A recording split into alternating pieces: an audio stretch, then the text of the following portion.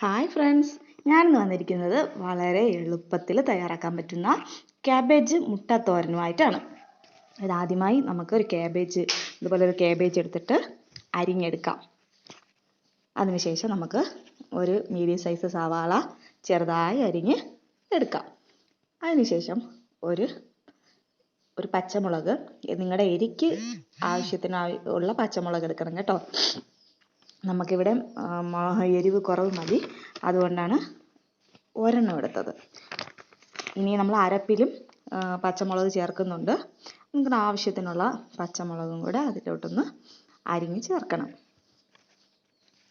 ഇനി നമുക്കിതിൻ്റെ കൂട്ട് തയ്യാറാക്കാൻ വേണ്ടിയിട്ട് കുറച്ച് ചിരകിയ തേങ്ങയും അതിനുശേഷം നമുക്ക് അതിലേക്ക് കുറച്ച് മഞ്ഞൾപ്പൊടി ചേർക്കാം. പിന്നെ ആവശ്യത്തിന് ഒരല്പം ജീരകവും ചേർത്ത്, പിന്നെ വേണമെങ്കിൽ മാത്രം കുറച്ച് മുളക് പൊടി ചേർക്കാം കേട്ടോ. മുളക് പൊടി ചേർക്കുമ്പോൾ ചെറിയൊരു കളർ വ്യത്യാസം കാണും. നല്ല മഞ്ഞ കളറല്ല, ഒരു ചെറിയൊരു കളർ വ്യത്യാസം. അതൊരു ഭംഗിയാണ് കാണാൻ. ഇഷ്ടമാണെങ്കിൽ മാത്രം ചേർത്താൽ മതിയേ. അതിനുശേഷം നമുക്ക്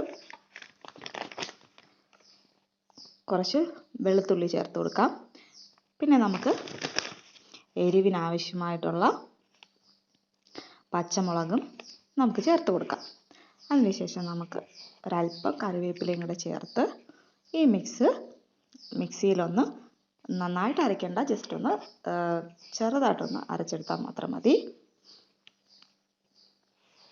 ശേഷം നമുക്ക് ഗ്യാസ് ഓൺ ചെയ്തിട്ട് ഒരു പാത്രം അടുപ്പിൽ വയ്ക്കാം.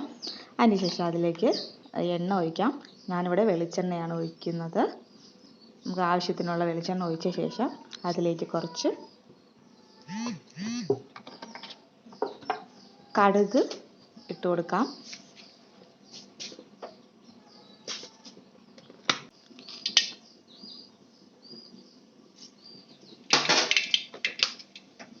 കടുകിട്ട ശേഷം നമുക്ക് കുറച്ച് വറ്റൽ മുളക് ചേർത്ത് കൊടുക്കാം.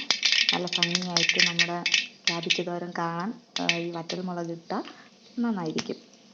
പിന്നെ കുറച്ച് കറിവേപ്പിലയും നമുക്ക് ചേർത്ത് കൊടുക്കാം.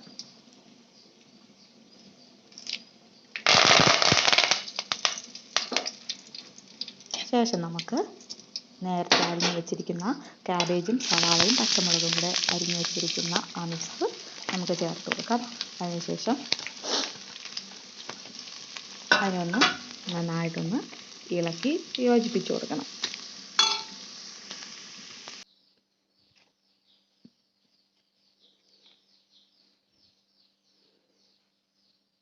അതിനുശേഷം നമുക്ക് ആവശ്യത്തിന് ഉപ്പ് ചേർത്ത് കൊടുക്കാം.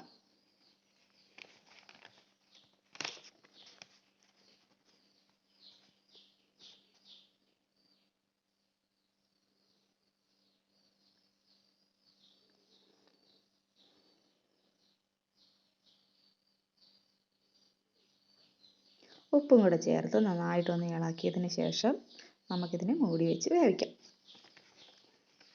അല്പം കഴിഞ്ഞ് നമ്മൾ നോക്കുമ്പോഴത്തേക്ക് ഇടയ്ക്ക് ഒന്നോ രണ്ടോ വട്ടം നമുക്ക് ജസ്റ്റ് ഒന്ന് തുറന്ന് അതിനൊന്ന് ഇളക്കി വയ്ക്കാം.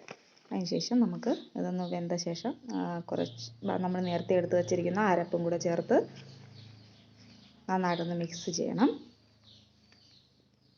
അരപ്പ് എല്ലാ ഭാഗത്തും എത്തത്തക്ക രീതിയിൽ നന്നായിട്ട് മിക്സ് ചെയ്ത ശേഷം നമ്മൾ ഒന്നും കൂടെ ഇതിനെ ഒന്ന് മൂടി വെച്ച് ആ അരപ്പിൻ്റെ പച്ചമണമൊക്കെ ഒന്ന് മാറുന്ന വരെ നമുക്കൊന്ന് മൂടി വെച്ച് ഒരല്പനേരം കൂടെ നമുക്കൊന്ന് വെയിറ്റ് ചെയ്യാം.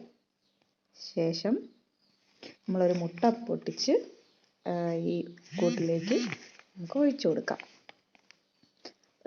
ഒരല്പം ഒന്ന് വെയിറ്റ് ചെയ്ത ശേഷം നമുക്ക്